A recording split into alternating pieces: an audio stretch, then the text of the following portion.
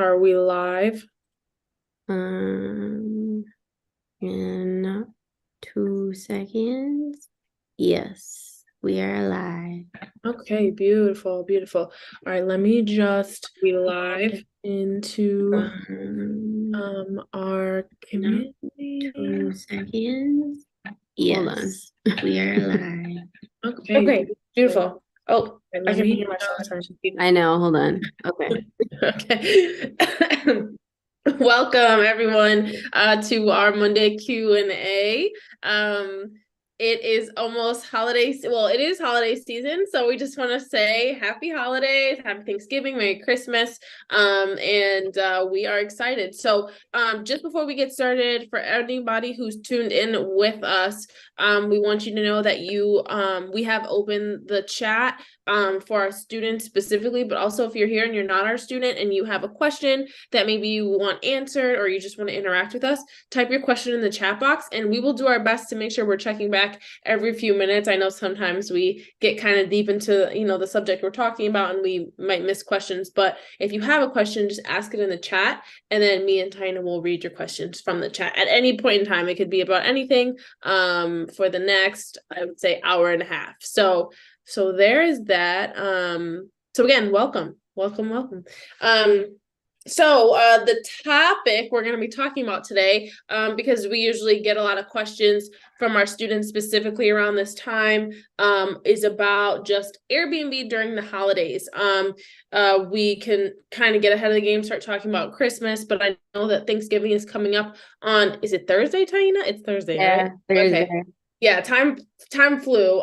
But yeah, Thanksgiving is coming up on Thursday. So me and Tina just wanted to kind of give some tips and tricks and kind of talk about how things kind of work during the holidays. Because holidays can get very chaotic very quick, especially when you're doing like a short-term rental and you don't really know what you're doing. So the first thing I think on the list to talk about with Airbnb during the holidays is we should get into pricing. I think I know a lot of you might be wondering, like how you can price during the holiday seasons. And a tip and trick that I've done is that, and what a lot of people don't really realize is you don't have, so during the holidays I will change my rate, room rate per night, place per night, rate for that specific holiday. I don't really raise my prices. I guess for the month my room rate stays the same, but I will raise the price for like Thanksgiving or the day after Thanksgiving or in the day before Thanksgiving.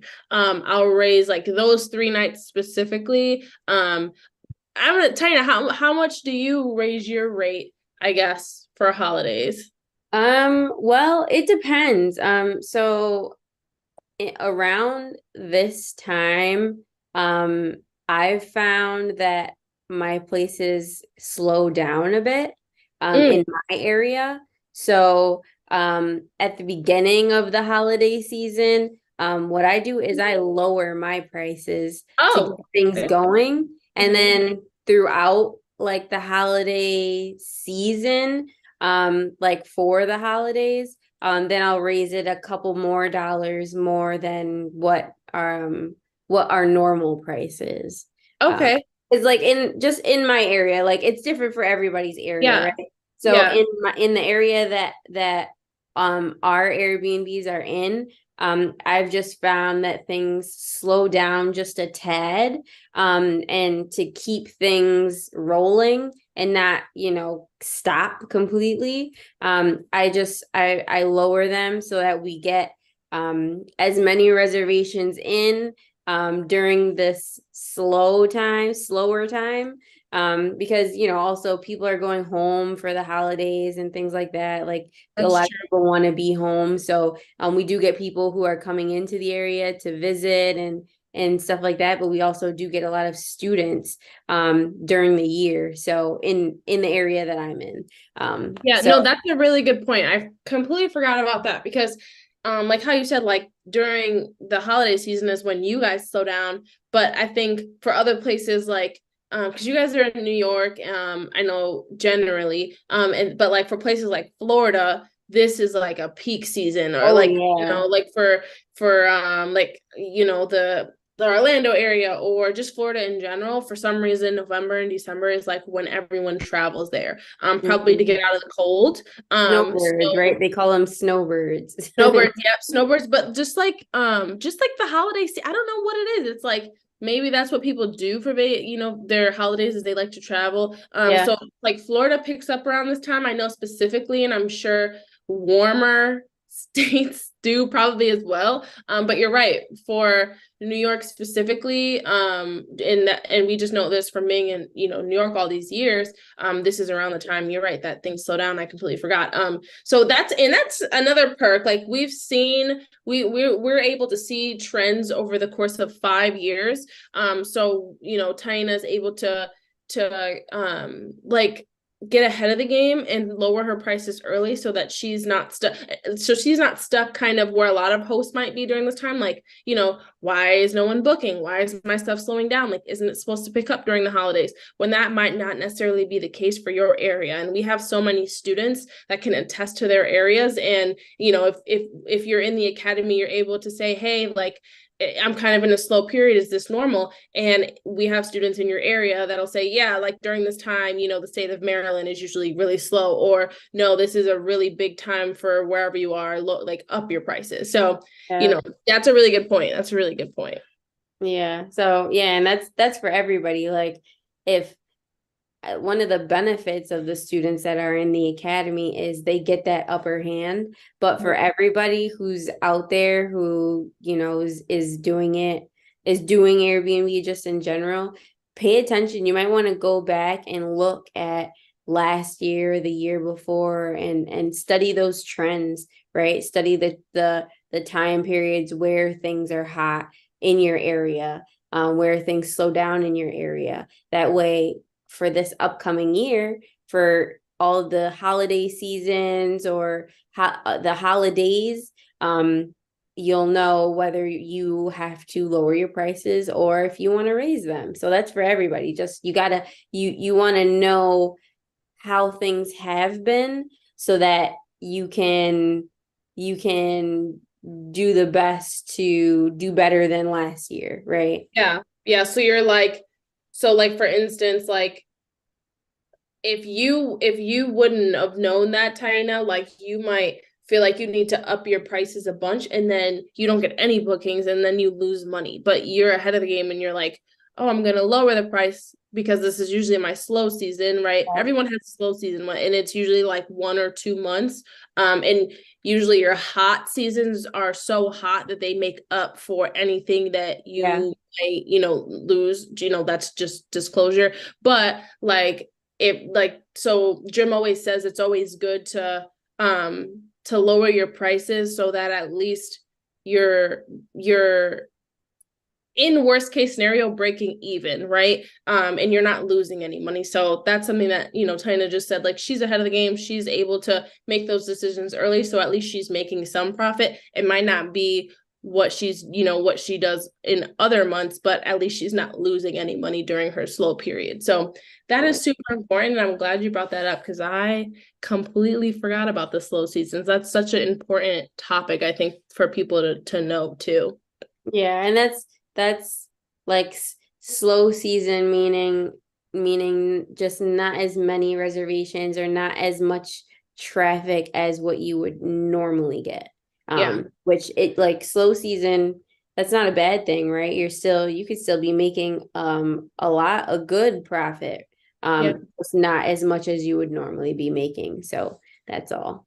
And Um, like right now, I think too, just kind of just veering off topic a little bit, now is a good time too to pick up properties, because it's winter time and prices are always lower than usual during this time, because traveling is slowing down, things are kind of slowing down, priorities are elsewhere. No one really wants to move in the winter months, or do anything during these times. So a lot of landlords have their like actual property price low. So if you're looking to pick up a property as far as like rental arbitrage, you might find really good luck during this time, versus if you're looking like in the summer, when prices are kind of peak. So that is a quick gem that I thought, would be good to kind of talk about. Yeah, that's a good point too. Yeah, for sure.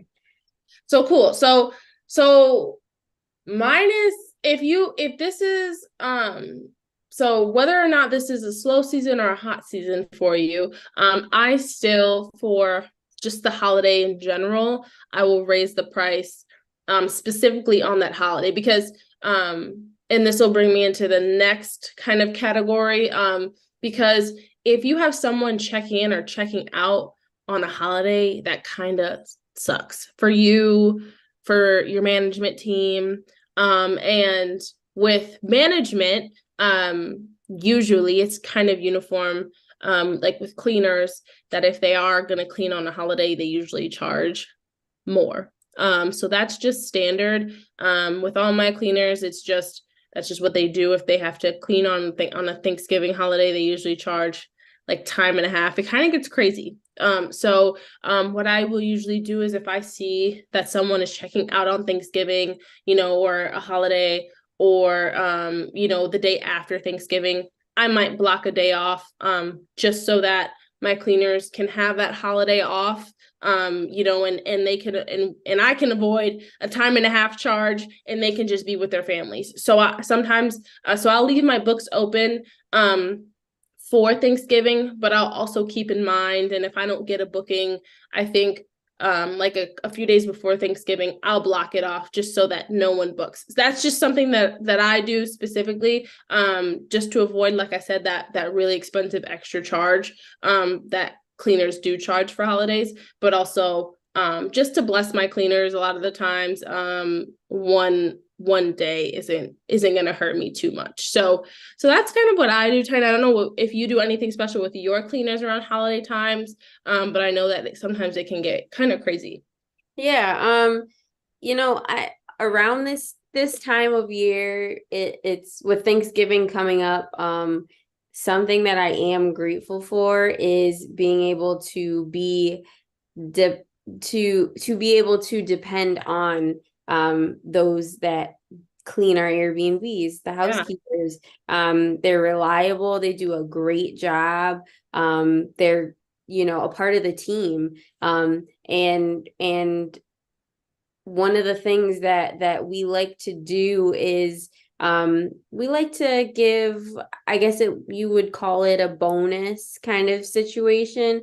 They're with us all year round. They clean all of our places, and like I said, they're part of the team, and without that part of the team, it would really not be possible for us to have the freedom that we have, and to be able to do Airbnb passively. That's one of the systems that we have in place that we are so thankful for. So again, without that system, without that part of the system, the rest of it would kind of just fall apart, because then it would fall on me. And that goes into what we talked about last week, being able to spend the time with our families, spend the time traveling, making plans to go spend the holiday with people that we love, enjoy the holiday times with our kids. We wouldn't be able to do that because we'd be the ones that would have to go out and get the place ready for somebody else, or just make sure that everything was the way that it should be. So just to show. Even that, like, we're blessed anyway, right? Because at least we're not having to work 9 to 5 That's true. on Yeah. Thanksgiving. Yeah, that's true. And we can talk about that next, because that's so true. Like there's a ton of things that we can talk about that we are thankful for being able to do what we're doing. Yeah. But one of the things that we like to do is make sure that part of our system, that part of our team is knows that they're appreciated, right? We want them to know how thankful we are for them for doing a good job, And we want them to continue to do a good job. So around the holiday season, we like to give bonuses to our housekeepers and our management team, or little gifts throughout the season, just to make sure that they know that, we're thinking about you guys. You're not just, somebody who does a job for us. You're a part of our team, and we appreciate you. Yeah. So that's Yeah. important. That's super important, and that's great. So yeah, there is definitely things that we do for our management team, because I think some people, like, it's hard for, I think, some people to separate, like, how do I say this? Your cleaners are people too. So you have to make sure that they're taken care of, because if you take care of them, they'll take care of you. And after a while, when your cleaners have been cleaning with you, a long time, they're almost kind of like family, because you just interact with them all the time and every day, and they're happy to do it. So whether that be, letting them clean if we have a checkout on Thanksgiving, letting them clean a day after, blocking off that day and being like, yeah, go ahead and spend some time with your family. You're okay to do the cleaning on the 25th instead of the 24th. Clearing that time out, or giving that Christmas or Thanksgiving bonus, are things that you can do, to make your staff feel appreciated. And it goes such a long way. And they're ultimately the reason why you can have all that freedom. So definitely a big one. Definitely. Yeah. Yeah. And then I guess the last, check if we have any questions so far. I don't see any. Um, yeah, I don't see any questions in the chat. If you have any questions, drop them, or drop something that you're thankful for this holiday season, something that you're able to do this year that maybe you weren't able to do last year. And we can talk about it. Or just, take the time to appreciate the things that people are thankful for. I know, again, like I said, like, I'm so thankful that we do Airbnb passive income, and we have the systems in place to allow us to do it.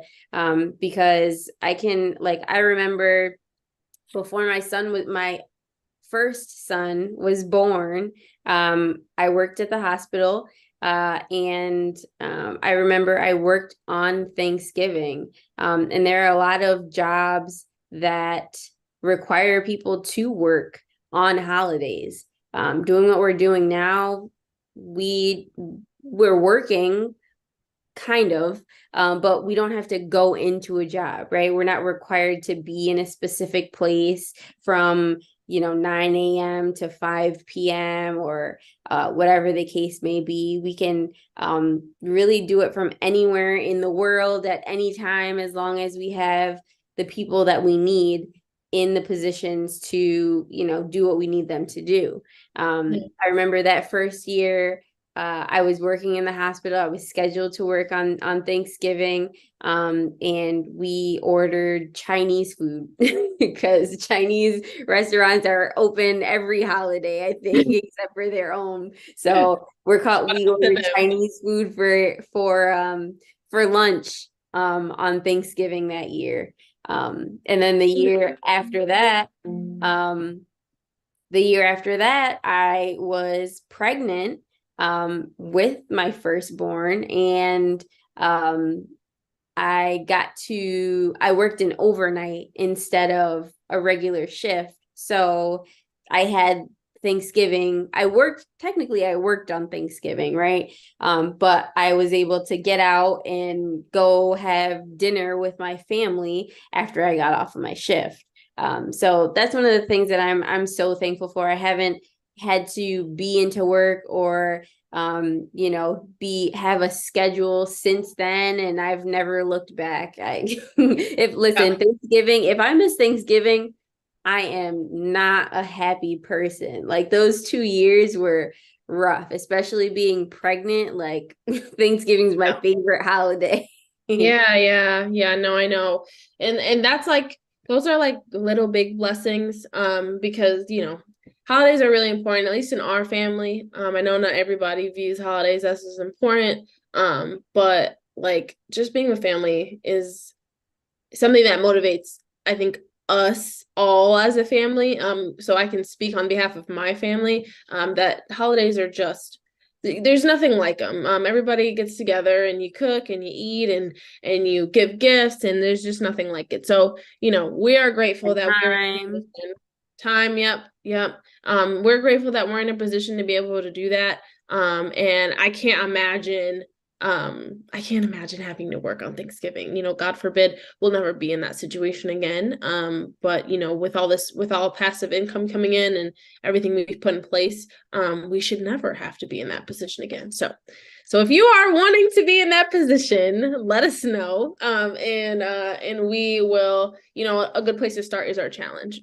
So anyway, veering off from what we were talking about, is that, I think, was that it? Was that all we were going to talk about tonight?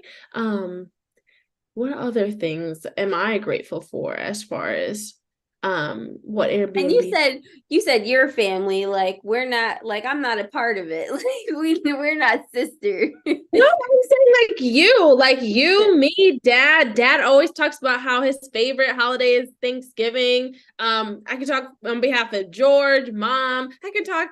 So, I okay, sorry. So know. when I say my family, I mean Taina, etc., Jim, everybody involved that you see all over this YouTube page. Yeah. We are motivated by holidays. We love holidays. Holidays are super big in our family. Yeah. So yeah. So And and then for that's because of all the memories that we have from the holidays, right? Like yeah. growing up, I don't think I remember a holiday where mom and dad weren't there. We didn't have cousins around. Yeah. Like I remember specifically like Christmas, Thanksgiving. Those are times that like the family gets together, and those are the things that you remember growing up. Like when you're an adult, you remember all those memories from when you were little. Spending time with your mom, spending time with your dad, with your cousins. And like as a parent now, as a mom now, like Yeah. I read something on the internet, on I think it was Instagram or something, that was like, I can't quit, or I'm doing this because I have somebody's childhood in my hands. Mm, And just so crazy to think about now that we're an adult, now that I'm an adult, now that I'm a parent. Where we're creating these memories for our kids, and you will too. You're creating your memories. You're going to have these memories to look back on now, at this time in your life, and be like, wow, like I can't believe I was doing that. Or I remember when we did this. And those are stories that you can tell to your kids, or you can tell have to talk about later on. So I think it's just awesome.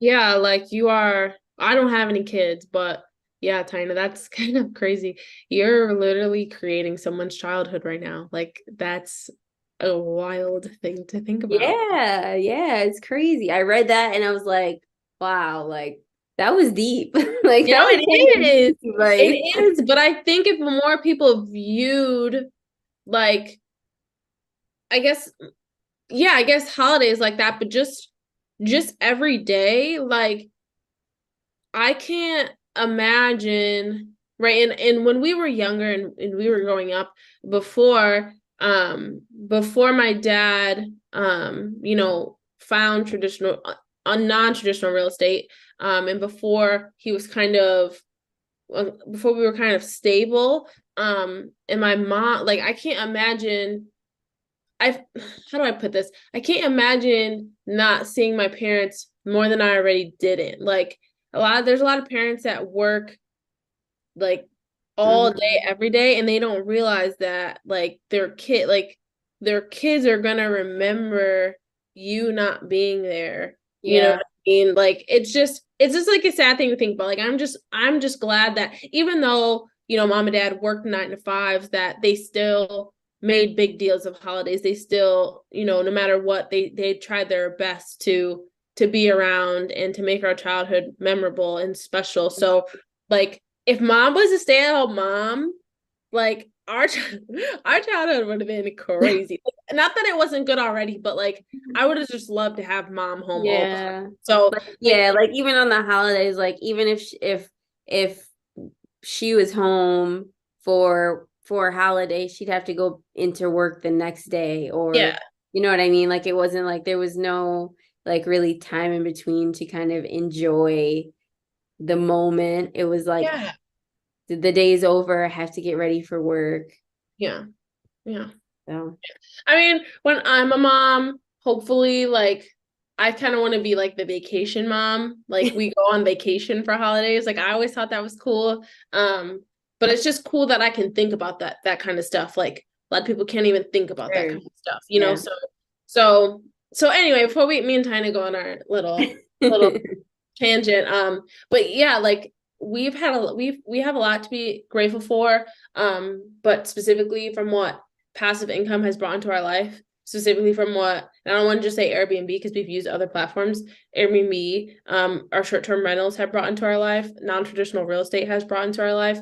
When we have so much freedom because of it. So and kind of some of the stuff that we were talking about, like making sure your staff is happy, and kind of the bonuses and the things we do for our cleaners during this time, and like knowing when the high and low seasons are, because if you're kind of coming into short-term rental new and brand, new and I guess naive about it, you can get really discouraged during this time because you might be coming in during a slow time and you're like, oh my gosh, like I'm not getting any bookings. Like, so kind of being interactive with people that know what they're doing, like us in our community, Mhm. so we can give you that heads up, like, hey, this might be a slow time for your area. Let's connect you with some other people in your area so that you guys can come up with some methods, and we can give you some methods as well as to how to lower your price and when to bring it back up, or what we've experienced, is so important, because I've seen a lot of short-term rental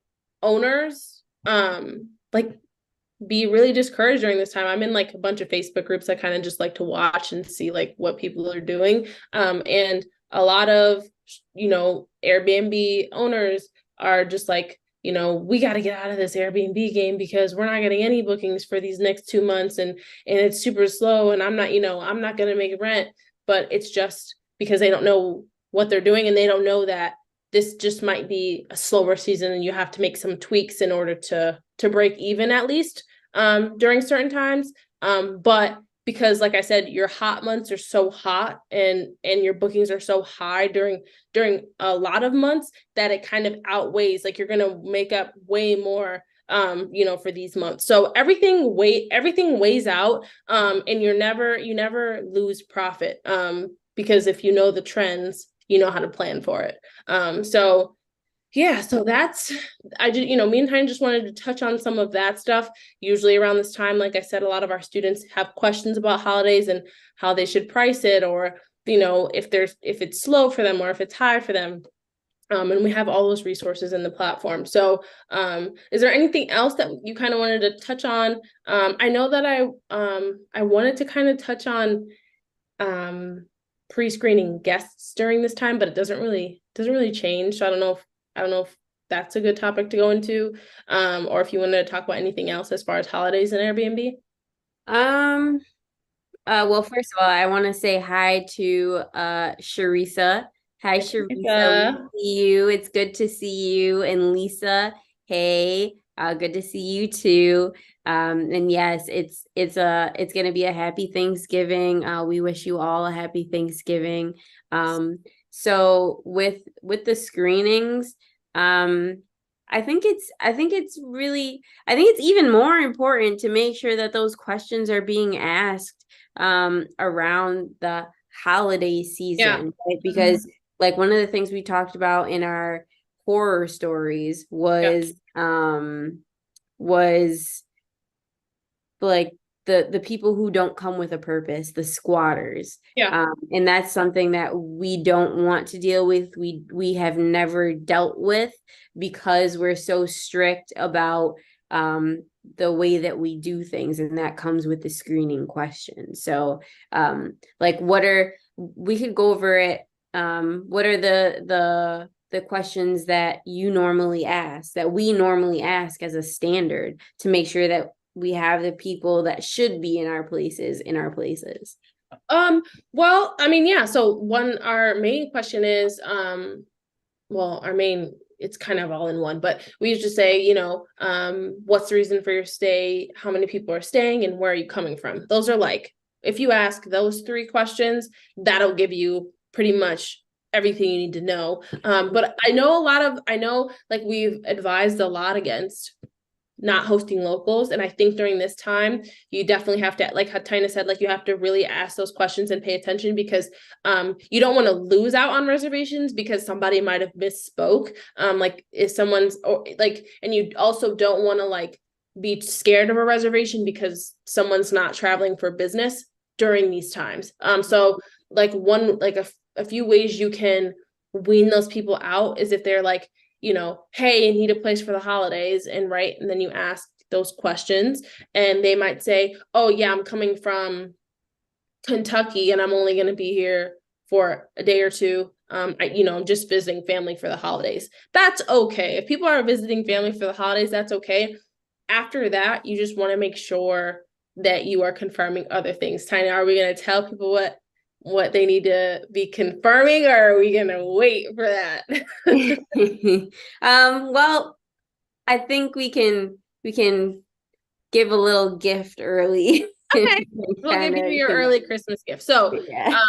during, our house rules are super important. House rules are your key to Airbnb, period, or any short-term rental.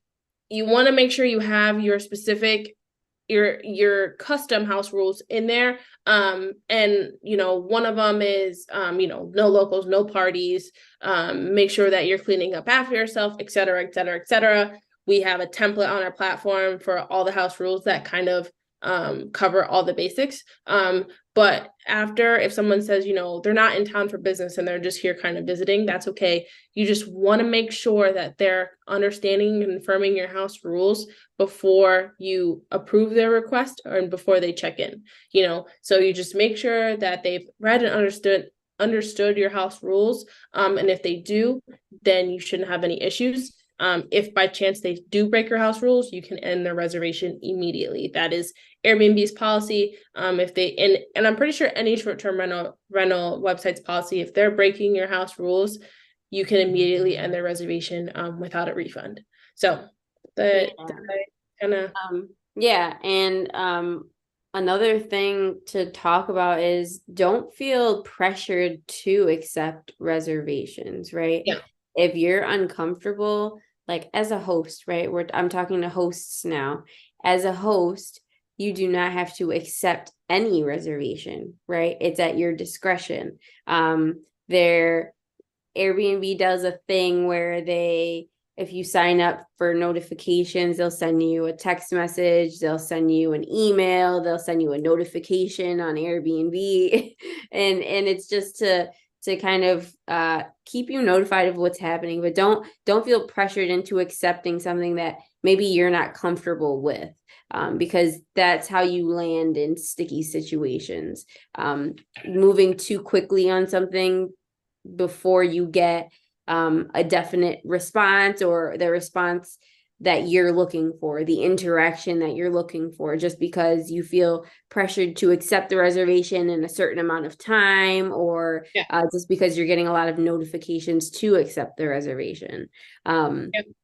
There are I was gonna say something, but now I can't think of it specifically. But just make sure that the interactions that you have with your guests, with any reservation, any inquiry, fits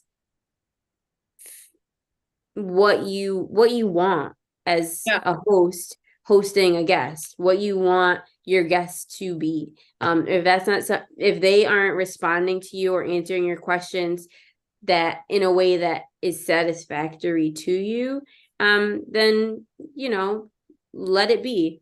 decline it, or leave it alone. You can tell the guest politely, I don't think this is a great fit. I honestly, I do it often. Yeah. Like, No, yeah. it's something that you have to get really comfortable doing. Like, I can't tell you how many inquiries that I get that some people just, I don't know. I don't know if it's just the type of response, or people don't feel like they need to answer, which is fine. But I also don't need to host you. So politely, I don't think this is a great fit and I won't be able to accommodate you, but I hope you find what you're looking for. Yeah. Um, And that so goes for even instant books too. Like if someone instant books your place, then you still have the right to ask those questions and have them answered. Just like Tina said, like, yeah, you booked, but you're not getting check-in instructions until you answer my questions. And if you can't answer my questions, I can't host you. So don't feel pressured to host or accept any reservations that you don't want. And also don't feel pressured to host someone or let them into your property just because they've booked your place. You like if they haven't answered your questions and you haven't had any interaction with them, you do not need to let them in. So that's what Jim has preached to us. Because some people, and Airbnb specifically, sometimes can pressure you into sending those check-in instructions. You're not obligated to until you've had the interaction you're looking for. Just for safety and security reasons. So there you yeah. And speaking to guests, like, if you're a guest on Airbnb and you're traveling for the holidays, or you just like to use Airbnb, be gracious to your hosts. Okay. You won't be able to see it, but we get a lot of messages throughout the day. You're not the only person that's inquiring about specific days, or during that time of day. We get a lot of people. So if they're asking questions and it's not out of the ordinary, or it might be out of the ordinary. I do get people who have said, I've never been asked this question before. Yeah. If it's not um uh if it's not like inappropriate, or Yeah. something that makes you feel like funny, or just, I don't know, uncomfortable, or anything like that, just do your best to answer honestly, answer truthfully, because hosts want to accommodate you. Hosts want to accommodate guests, but they also have to feel a sense of comfort, a sense of trust, that they Yeah. can trust who's staying in their place. They're not trying to be difficult or give you a hard time. But that the questions that they ask, and also the house rules that are set in place are for a reason, and because of something that has happened previously. That's almost 9 times out of 10 the case. So I just encourage guests to be conscious of that, and understanding of where the host is coming from, Yeah. because we want to accommodate. If you run into a host like me who has like a list of rules, like I have like 10 custom rules, like very detailed about what to do and what not to do in my place. But it's not because I'm trying to be difficult. It's not because it's not because I'm trying to take anyone's money and overcharge you for, like, no. It's all due to past experiences. And I felt like maybe I just didn't make myself clear enough. So if I have these, there will be no confusion. So don't get overwhelmed or like run from that host. It's for your benefit as well as others. So yeah, great point. Great point. Yeah. And as a guest, you also don't have to keep that reservation, right? Yeah. You If you feel uncomfortable, or if the interaction between you and your host isn't something to your liking, then you also by all means have the right to move on. As Yeah. long as you haven't paid, or even if you did pay, like there are cancellation policies in place, and I believe every single one of them allows a guest to cancel within 24 hours. 24 hours of making the reservation with a full refund. Yeah. So just know that. It's not like you are not stuck there as a guest if you feel uncomfortable with your host. So be mindful of that. That's for sure. Yeah. And then like one thing I will mention as well, like after Tina said, be careful, with who you let in like your place. You don't have to accept them just because if you feel uncomfortable. What I will say too is as a host, don't be so picky. Because I think a lot of people, and even me, like I when I opened my first Airbnb, and like right when I open it, I feel like super attached to it. Like I'm like, I just furnished this place, like it's exactly how I want. I spent so much time doing this. Like I'm gonna be really extra cautious about who I let in my Airbnb. And then I'm too cautious. Like I'm like, oh, like I don't know, this person says they're only an hour away. That's kind of too close. I'm not sure how I feel about it. Like, you get too attached and then you feel too protective of it. I would say don't be too picky. If everything checks out and that guest gives you the interaction that you want, even though it might be not be something that you've heard before, or like you're not 100 like an hour away. People are like, is an hour away a local? No, that's not. I wouldn't consider that a local, depending on your area. Yeah.